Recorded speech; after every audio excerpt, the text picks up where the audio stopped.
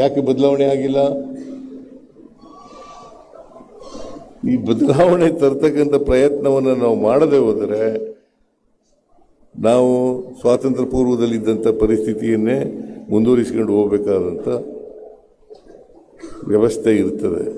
ಅದಕ್ಕೋಸ್ಕರ ಮಾಧ್ಯಮದವರು ಪಾತ್ರ ಭಾಳ ದೊಡ್ಡದಿದೆ ಅಂತಕ್ಕಂಥ ಇವತ್ತಿಗೂ ಕೂಡ ಜನರು ನಿಮ್ಮ ಮೇಲೆ ನಂಬಿಕೆ ಇಟ್ಕೊಂಡಿದ್ದಾರೆ. ಜನರು ನಿಮ್ಮ ಮೇಲೆ ನಂಬಿಕೆ ಇಟ್ಕೊಂಡಿದ್ದಾರೆ. ನಾನು ನಂಬಿಕೆ ಇಟ್ಕೊಂಡಿದ್ದೀನಿ, ಮಾಧ್ಯಮದವ್ರ ಮೇಲೆ ನಂಬಿಕೆ ಇಟ್ಕೊಂಡಿದ್ದೀನಿ. ಯಾಕಂದರೆ ನಾನು 1 ರಿಂದ 1.5 ಗಂಟೆಗಳ ಕಾಲ ಪತ್ರಿಕೆ ಓದ್ತೀನಿ. ನಾನು ಇವತ್ತು ಓದ್ತೀನಿ. ಅದರಿಂದ ಜನ ಪತ್ರಿಕೆ ಓದಿ ಜಾಗೃತರಾಗಬೇಕಲ್ಲ. ಆ ಜಾಗೃತರಾಗೋದ್ರ ಬದಲು ನೀವು ಬರೆದದೇ ವೇದವಾಕ್ಯ ಅಂತ ತಿಳ್ಕೊಂಡು ಮಾಡೋಕ್ಕಾಗಲ್ಲ. ಅದೇ ಎಲ್ಲರೂ ಅಲ್ಲ, ಕೆಲವರು ಇದನ್ನು ನೀವು ಮಾಡ್ತೀರಿ ಅಂತಕ್ಕಂಥ ನಂಬಿಕೆ ನನಗಿದೆ, ವಿಶ್ವಾಸ ಇದೆ.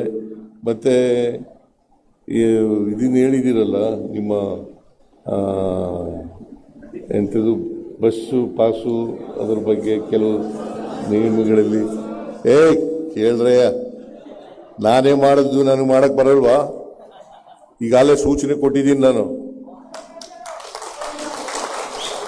ನೀನು ಮಾಡೋಕ್ಕೆ ಈಗ ಶಿವಾನಂದ ತಗಡೂರು ನನಗೆ ಅದಕ್ಕೋಸ್ಕರನೇ ಕರೆಯೋದು.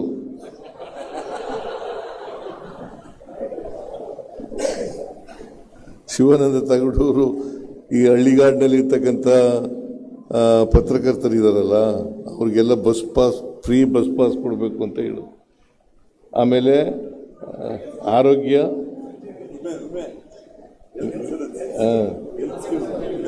ಆ ನಿಯಮಗಳಲ್ಲಿ ಏನಾದರೂ ತೊಂದರೆಗಳಿದ್ದರೆ ಅದನ್ನು ನಿವಾರಣೆ ಮಾಡ್ತಕ್ಕಂಥ ಕೆಲಸವನ್ನು ಮಾಡೋಣ. ಈಗಾಗಲೇ ಸೂಚನೆಗಳನ್ನು ಕೊಟ್ಟಿದ್ದೀನಿ. ನಿವಾರಣೆ ಮಾಡಿಕೊಳ್ಳೋ ಉದ್ದೇಶ ಸಫಲ ಆಗಬೇಕಲ್ಲ, ಆ ಉದ್ದೇಶ ಸಫಲ ಆಗ್ತಕ್ಕಂಥ ಕೆಲಸವನ್ನು ಮಾಡೋಣ ಅಂತಕ್ಕಂಥ ಮಾತುಗಳನ್ನು ಹೇಳಿ, ನೀವು ಜನಪರವಾಗಿರಿ, ಸಮಾಜದ ಪರವಾಗಿರಿ ಅಷ್ಟೇ. ಯಾರು ಅಶಕ್ತರಿದ್ದಾರೆ, ಯಾರಿಗೆ ಧ್ವನಿ ಇಲ್ಲ, ಅವ್ರ ಪರ ಇರಿ. ಅಲ್ಲ, ಇರ್ತೀರಿ ಅಲ್ವಾ? ಓಕೆ, ನಿಮ್ಮೆಲ್ಲರಿಗೂ ನಮಸ್ಕಾರ. ಇದನ್ನು ಅತ್ಯಂತ ಸಂತೋಷದಿಂದ ಉದ್ಘಾಟನೆ ಮಾಡಿದ್ದೀನಿ.